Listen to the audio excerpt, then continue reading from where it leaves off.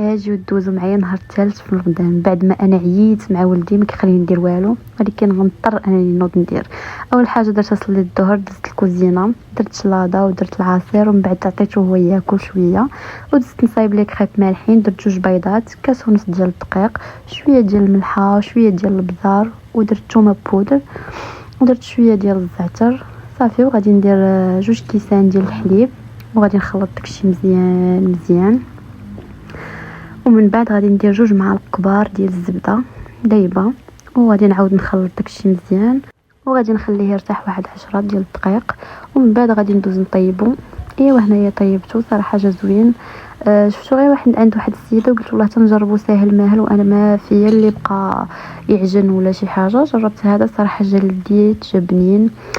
ايوا قلت ندير شي حاجه خفيفه اليوم حيت صافي عييت كما قلت لكم راني عيانه. صافي المهم ساليت دزت ندير الحشوه، درت البصله تقلى مزيان مع شويه الملح والبزار، درت شويه ديال الطون، ايوا زدت عليه ديك البصله والزيتون مقطع وكاشر حتى هو مقطع، ودرت 4 ديال الفرماجات مثلثين ومعسه داكشي مزيان صافي. ومن بعد غادي ندوز نعمر هذوك لي كريب. درت فرماج مربع ودرت ديك الحشوه ديالي. المهم نتوما ما تنساوش ديروا فرماج محكوك، راه نسيتو ما درتوش. المهم صافي غادي نجمعهم وغادي نحطهم في الطبسيل وهما واجدين. غادي ندوز ندير البيض المطيش الله يخليك والفلفله والبصله كيجي لذيذ، ودزت عمرت واحد الباريزيانه بالفريت والنوغيت. المهم داكشي ساهل ماهلش نصدع راسي انا. هما تيتشحروا. قول لهم سلام، قول لهم سلام، قول لهم سلام. انا اللي تنطيب لكم، قول لهم انا.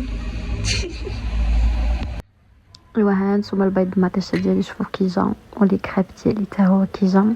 ايوا بصحه فطوركم، السلام عليكم.